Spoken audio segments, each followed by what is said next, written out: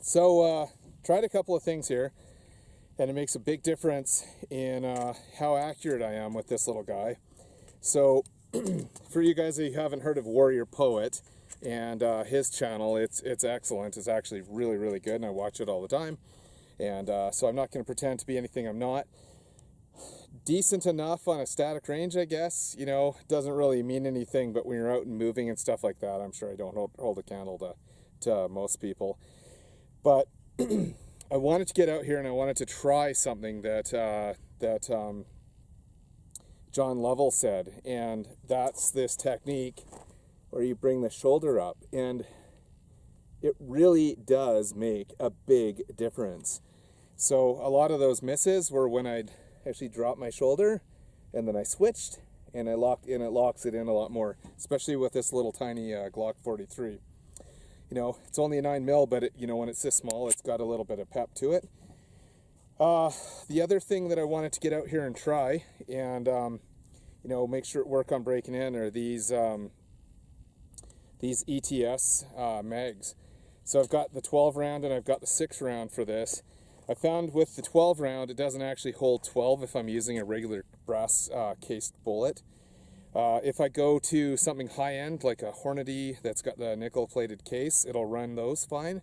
But if I put 12 in here with a regular, you know, MagTech or whatever, you know, your regular range round, that, excuse me, that it will jam on the first round, that it won't feed. And I think that's just because the brass doesn't have the lubricating qualities that the nickel does, you know, and hence why we use the nickel. Otherwise, though, I carry it like fully loaded, carry 12 with the Hornady critical defense, and it feeds just fine with that. I've done a few tests on it and I haven't had any issues.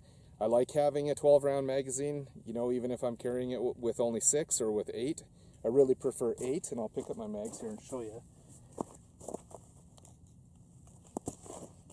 This is really nothing new, you know. I'm not claiming this video is anything new, but you know, it was a long time in coming, you know, with waiting for the Glock 43. I wanted to wait till it had been around for a while and make sure that it was what I wanted.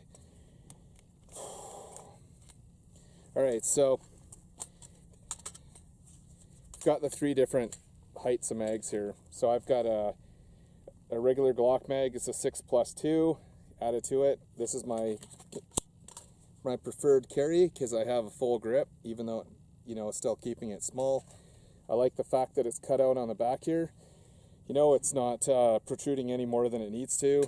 It's got a little bit of an edge on the bottom of this this Vickers Tactical, and so far this is about the best mag extension I've seen. Overall, you know, I love the flat dark earth color to it. I think that's pretty sweet, and I'm glad they did that. I'd like to see them do the whole thing in flat dark earth at some point. So Glock, if you're listening, you know, please do that. Good grief, I'm a mess, falling apart here. Overall, though, you know, guns run flawlessly, aside from, you know, overloading those mags with the, like I mentioned. Doesn't quite drop the mags to the ground, you know, like I'd like to, but if you flick it, you know, you can go. Obviously, I got nothing in there. don't feel like accidentally shooting my my camera. No issues with these. They lock in real nice. And what I might even do is I actually might even add the +2 to these, and I'll have a full capacity magazine. So my thinking behind that is that if I had to say deal with a active shooter or something like that, and I have the time, I'm going to pull the shorter mag out. I'm going to put this in. I'm going to run it from there. Obviously I'm going to have one in the spout. Always carry in condition 1. You get a grip with that a little bit. It's not quite as good as you would with the +2 extension from Vickers.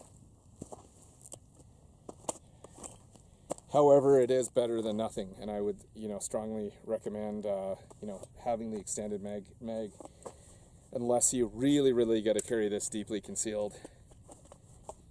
You're talking about an inch of difference to the grip, so there's quite a bit of difference there. Overall, I think it's a fantastic little gun.